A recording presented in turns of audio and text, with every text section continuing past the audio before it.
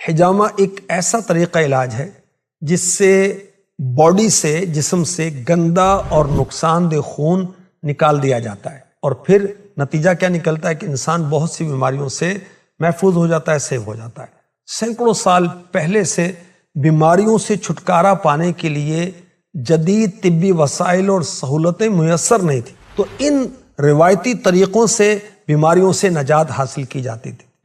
اس میں بہت ہی ایک ایفیکٹو طریقہ سمجھا جاتا تھا حجامہ۔ آج کل اس کو کپنگ تھراپی کہا جاتا ہے۔ حجامہ کی وجہ سے خون کی گردش بہتر ہوتی ہے، خون میں آکسیجن اور غذائی اجزاء میں بھی اضافہ ہوتا ہے، جلد کی صحت بہتر ہونا شروع ہو جاتی ہے۔ حجامے سے کیل، محاسوں اور ایگزیما جیسی جلد کی بیماریوں کے خطرات بھی کم ہو جاتے ہیں۔ سانس کی بیماریوں سے بھی شفا حاصل ہوتی ہے۔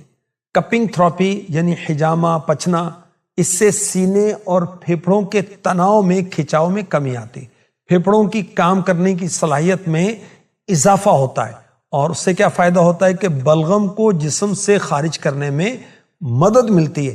اس کے ساتھ ساتھ حجامہ سانس کی نالی کو متعدی انفیکشن میں بھی مفید ہے۔ حجامہ سے جسم سے زہریلے مواد کا اخراج ہوتا ہے۔ فاسٹ فوڈ کثرت سے استعمال کرنے کی وجہ سے جسم میں زہریلے مواد جمع ہونا شروع ہو جاتے ہیں۔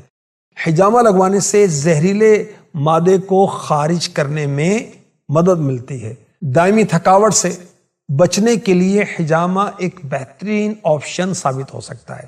حجامہ کو زخموں کا بہترین علاج بھی سمجھا جاتا ہے، کیونکہ اس کے ذریعے سے زخم کے مندمل ہونے یعنی جلد بھر جانے کا عمل تیز کیا جا سکتا ہے، کیونکہ حجامہ سے خون کے بہاؤ میں بہتری آتی ہے، جسم کو توانائی ملتی ہے۔